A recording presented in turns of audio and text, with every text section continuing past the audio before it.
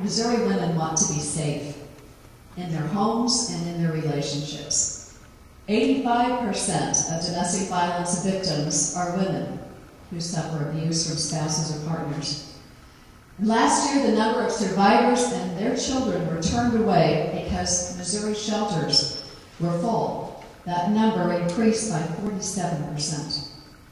In 2007, Missouri law enforcement agencies reported over 37,000 domestic violence incidents. And yet, the U.S. Department of Justice estimates that only about half of the incidents of intimate partner violation or violence experienced by women are reported to police. Only about half.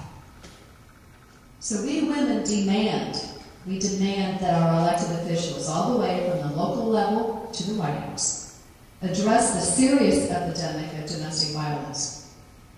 I have lobbied our state government since 2003 to pass legislation which would allow law enforcement to remove a firearm in a domestic violence incident. Currently, they cannot in Missouri, which to me is mind-boggling. The NRA stops these bills each year in the legislature, essentially guaranteeing that more women will be killed in their own homes. But we will continue fighting to save lives.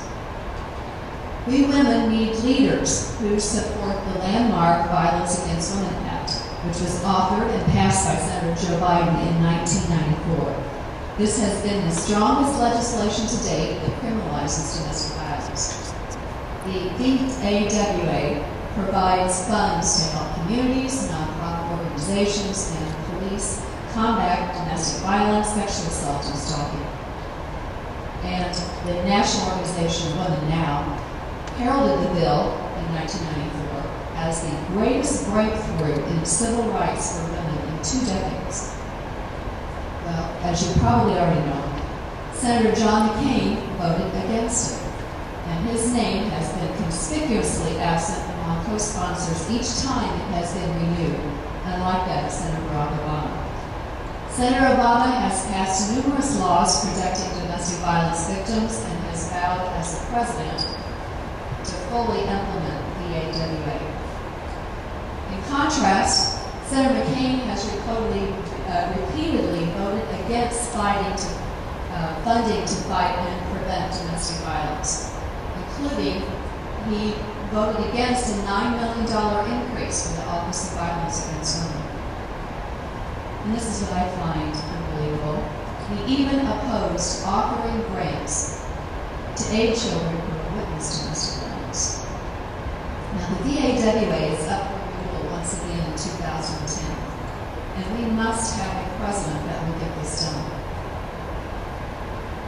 So, we know John McCain's record on protecting women is atrocious, but his running mate, Sarah Palin, is no different. When she was the mayor of Wasilla, Alaska, she insisted that rape victims pay for their own forensic rape kits because of the cost. Now, Alaska's statistics on violence against women are among the highest in the nation. Alaska's rape rate is 2.5 times the national average. They also have the highest rate per capita of men murdering women. And almost 75% of Alaskans have experienced or know someone who has experienced domestic violence or sexual assault. The local programs in Alaska are in dire need of funding to serve the sheer volume of victims that seek their services. Yet, as Governor, Sarah Palin continually ignores this crisis. We women insist on leaders that will address domestic violence, not pretend that it doesn't exist. We women insist on leaders that put human lives first, over the cost. As you all know, women, particularly white women, are the largest voting bloc in the country. We hold the power, and we will choose which presidential ticket will be elected. So women, listen up. It is crucial that we all vote November 5th to truly elect the president who is actually